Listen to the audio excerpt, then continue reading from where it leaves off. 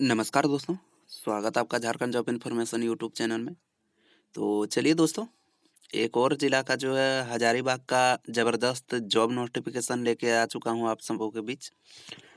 और इसमें है दोस्तों कि आप जो है स्नातक पास होने चाहिए। मैं पहले ही आपको क्वालिफ़िकेशन वगैरह बता देता हूँ। सिंपली आप ग्रेजुएट पास होने चाहिए, ठीक है? आपको वेतन जो है 16,188 रुपए मिलेगा और अनारक्षित कोटि के लिए सीट है, तो सब कोई आवेदन कर सकते हैं, ठीक है? और स्नातक दूसरा पद जो है दोस्तों, ये पहला पद था जो कि गृहपति का था। दूसरा पद शिक्षक के लिए है जो कि है 17,640 रुपये आपको पर मंथ दिया जाएगा। ये भी अनारक्षित के लिए है, तो सभी कोई आवेदन कर सकते हैं। इसके लिए स्नातक प्लस डीएलएड या फिर बीएड एवं टेट होना चाहिए, ठीक है? और तीसरा पद जो है दोस्तों, वो है लेखपाल सह अ, भं ये जो है दोस्तों ये जो है दोस्तों भंडारपाल सह लेखपाल के लिए एक पद है, जिसमें आपको 15,123 रुपये दिया जाएगा, ठीक है? इसमें भी सभी कोई आवेदन कर सकते हैं। और देखिए यहाँ पे स्नातक आपका वाणिज्य से होना चाहिए, ठीक है? लेकिन यहाँ पे सिंपल स्नातक के लिए भी था दोस्तों, इसलिए मैं इस पे वीडियो बनाया। चूँकि मेरे चैनल पे मुझे पता है दोस्तों 10-12 ग्रेजुएशन एमए के व्यक्ति हैं अधिकतर, तो इसीलिए मैं इस पे जो है ज़्यादा फोकस करता हूँ वीडियो बनाने पे, ठीक है? बाकी जो कुछ अलग क्वालिफ़िकेशन माँगी जाती है, तो उस पे मैं वीडियो ख़ास करके बहुत कम बनाता हूँ, लेकिन बना देता हूँ फिर भी ज़्यादा पद रहता है तो, ताकि सबको लाभ हो। तो देखिए आयु सीमा जो है दोस्तों, उक्त पदों पर जो है आपका जन्म तिथि जो है दोस्तों, जन्म जो है आयु की गणना जो है 1/8/2025 से की जा रही है, ठीक है? कार्मिक प्रशासनिक सुधार तथा राजभाषा विभाग झारखंड द्वारा प्रावधानित नियमों के आलोक में जो है अधिकतम आयु सीमा निम्नवत है। तो देखिए किस प्रकार है, तो अनारक्षित अगर आप हैं तो आप 35 वर्ष तक आवेदन कर सकते हैं, अगर दिव्यांग व्यक्ति है तो 40 वर्ष तक, ठीक है? और देखिए अत्यंत पिछड़ा वर्ग और पिछड़ा वर्ग यानी कि ओबीसी 1-2 के लिए 37 वर्ष तक, और जो है दिव्यांग व्यक्ति है तो 42 वर्ष तक, ठीक है? दिव्यांग व्यक्ति को दोस्तों एक्स्ट्रा 5 साल का छूट मिलता है। महिला सभी कैंडिडेट हैं, चाहे वो अनारक्षित हो, पिछड़ा हो, अत्यंत पिछड़ा वर्ग हो, सबके लिए 38 वर्ष है, ठीक है? मतलब आप ये समझिए कि महिला अगर हैं आप तो जनरल हैं, ओबीसी 1 है या फिर ओबीसी 2 है, महिला केवल, तो वो 38 वर्ष तक आवेदन कर सकती है, ठीक है?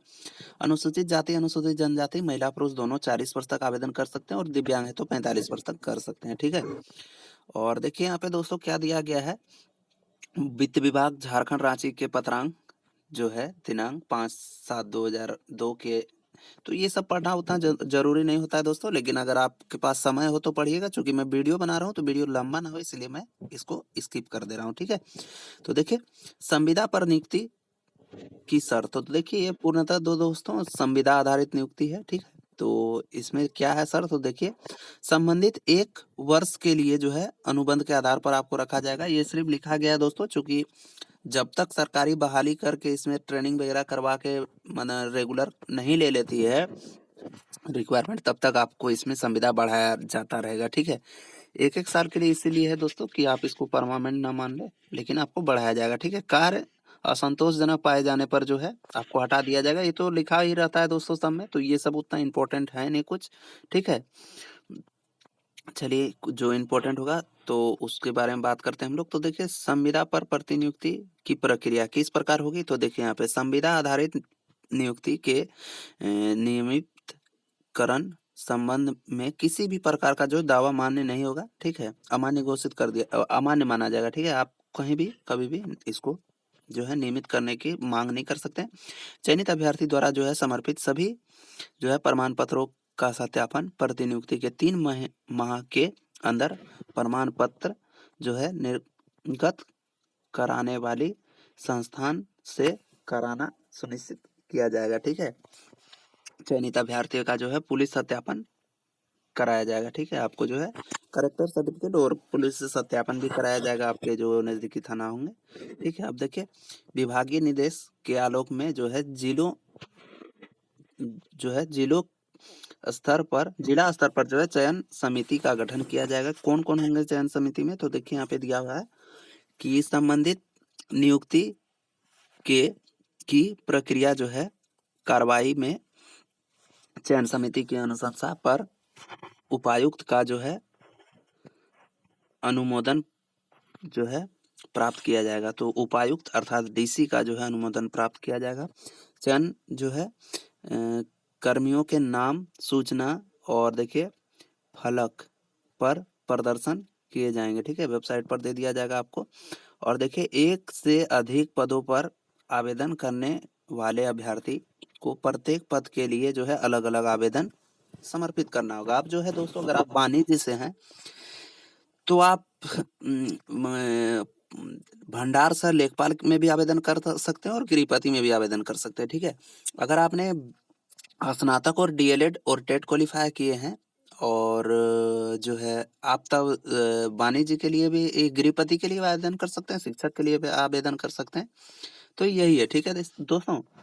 और देखिए लेकिन आपको आवेदन जो है वो अलग अलग जमा करना होगा। ठीक है, एक में जैसे देखिए एक में गृहपति का आवेदन करना होगा, दूसरे में अगर आप डीएलएड वगैरह क्वालिफिकेशन रखते हैं तो आपको शिक्षक के लिए अलग आवेदन करना होगा। ठीक है, 2 लिफाफे में 2 आवेदन करना होगा। ठीक है, आपका जिसमें चयन हो उसमें आपका हो जाएगा। ठीक है, अब देखिए क्या है, तो चयन का मापदंड किस प्रकार होगा? तो चयन का प्रावधान अभ्यर्थियों के शैक्षणिक योग्यता के निमित्त प्रत्येक स्तर पर जो है प्राप्त अंक के का जो है प्रतिशत ज्ञात प्रारंभिक मेगा सूची जो है तैयार की जाएगी।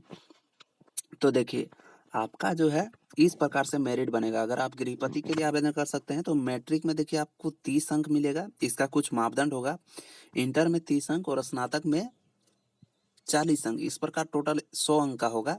तो इसमें से जिसका ज़्यादा जितना नंबर होगा उस आधार पर यहाँ नंबर दिया जाएगा। ये कुछ मापदंड होंगे नीचे, वो दिखेगा हम लोग को अभी शायद।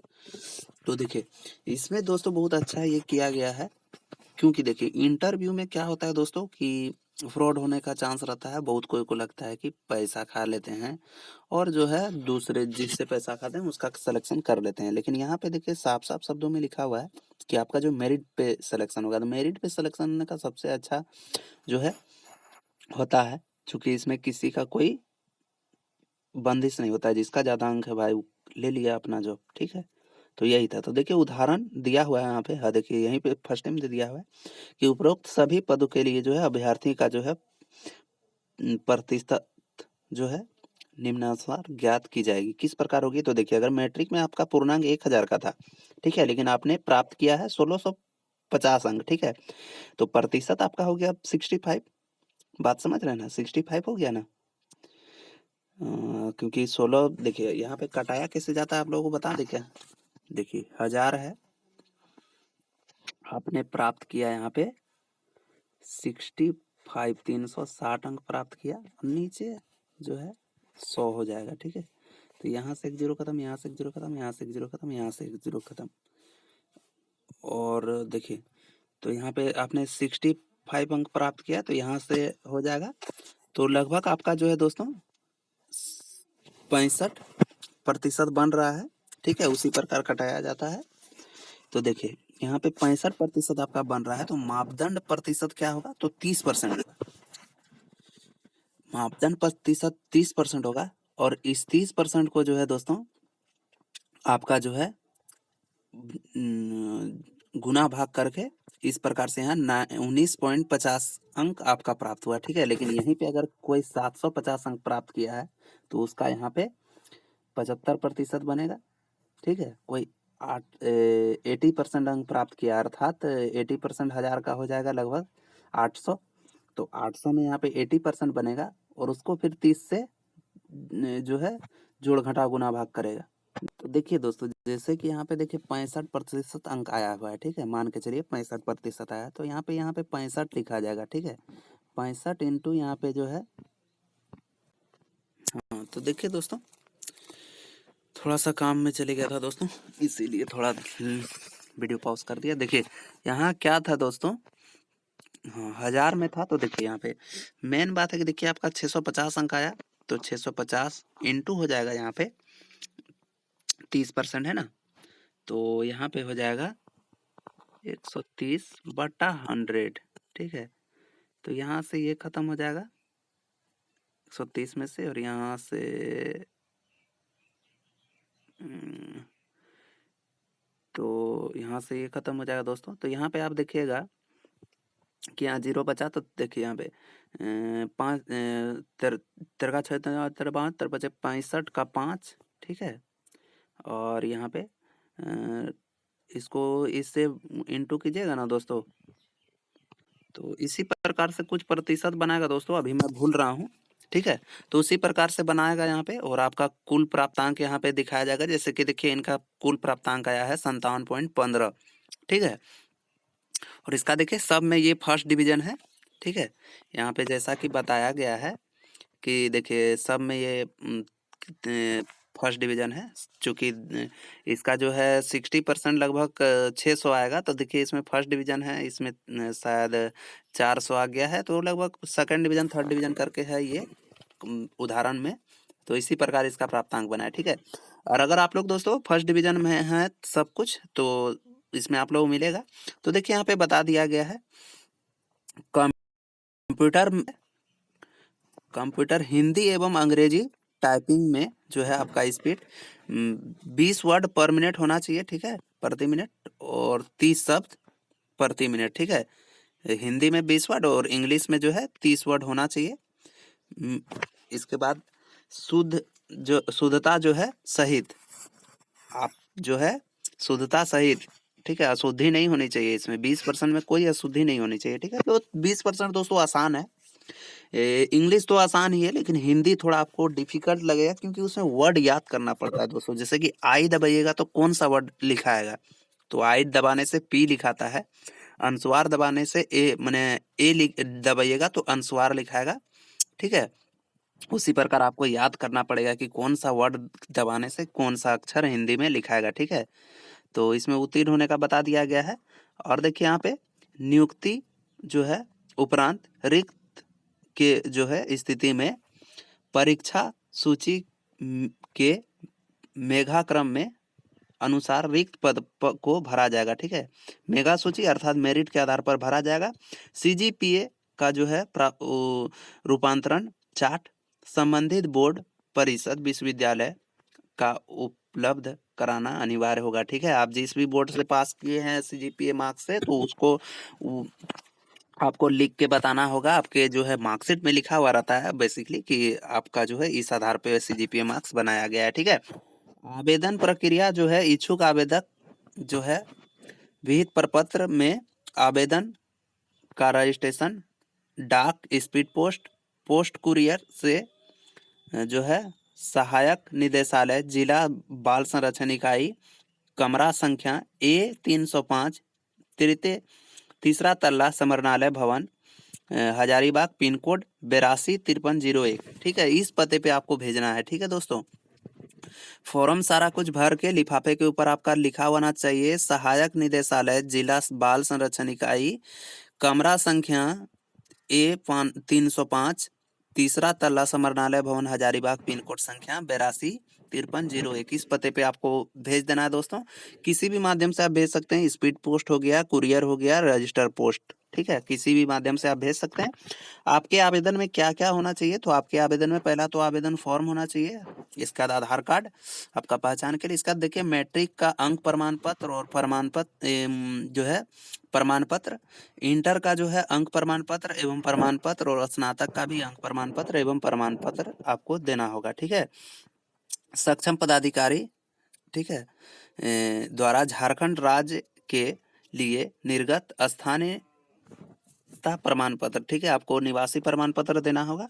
और देखिए सक्षम पदाधिकारी द्वारा राज्य स्तर के लिए निर्गत जाति प्रमाण पत्र, आयु में छूट के लिए आपको देना पड़ेगा, अगर आप आयु में छूट लेना चाहते हैं तो। और देखिए अतिरिक्त वांछित योग्यता डिप्लोमा हो प्रमाण पत्र देना होगा, ठीक है, जो वहाँ डीएलएड के लिए था, ठीक है, ये सब देना होगा। अब देखिए अभ्यर्थी जो है अभ्यर्थी द्वारा आवेदन जो है समर्पित करने का जो अंतिम तिथि है दोस्तों, वो 10/12/2025 है। तो आप जल्द से जल्द इसको वीडियो देखें और तुरंत ही आवेदन कर दें अगर आपको करना है तो। देखिए आवेदन भरना कैसे है, तो देखिए यहाँ पे जैसा कि यहाँ पे देख रहे हैं आप लोग लिखा हुआ है, कुछ नहीं करना है यहाँ पे, अपना पद का नाम लिखना है, जैसे शिक्षक है तो शिक्षक, और गृहपति है तो गृहपति, जो भी है आप डाल दीजिएगा। पद कोड वहाँ पे दिया हुआ था दोस्तों, उसको डाल देना है, पद कोड क्रमांक संख्या, ठीक है। तो किस प्रकार कौन तो था, तो देखिए आपको दिखा रहे हैं, देखिए क्रमांक संख्या आप डाल सकते हैं, पद की संख्या, तो क्रमांक संख्या आप डाल दीजिएगा, ठीक है, 1 2, चूंकि यहाँ पे पद कोड नहीं दिया हुआ है,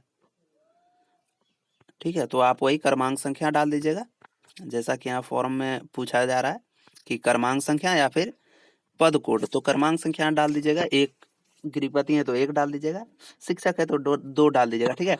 आवेदक आवेदित जिला आप किस जिला के लिए, मैंने हजारीबाग यहाँ लिख दीजिएगा। अब देखिए यहाँ पे क्या है, तो आवेदक का नाम, पहले अपना नाम लिखिएगा और पिता का नाम लिखिएगा, जन्म तिथि लिखिएगा, स्थानीय अस्थायी पता लिखिएगा, ठीक है, विलेज, पहले यहाँ पे लिखिएगा village, police station, pin code, sorry दोस्तों, डाकघर, ठीक है, इसके बाद जिला, राज्य, पिन कोड, ठीक है, इस प्रकार से लिखना है। इसके बाद पत्राचार का पता, अगर अभी आप वर्तमान में हजारीबाग में है तो हजारीबाग में लिखना है।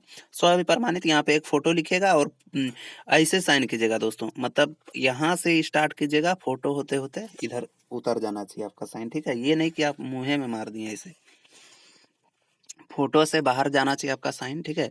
मोबाइल नंबर लिख दीजिएगा, ईमेल आईडी लिख दीजिएगा, अगर हो तो, ये कंपलसरी नहीं है, ठीक है, मोबाइल नंबर कंपलसरी, लेकिन ईमेल आईडी कंपलसरी नहीं है। देखिए यहाँ शैक्षणिक योग्यता के बारे में आपको बताना है, तो देखिए क्रमांक पहले बताना है, इसके बाद उच्च योग्यता से शुरू करते हुए जो है न्यूनतम 10वीं तक योग्यता अंकित करें, ठीक है।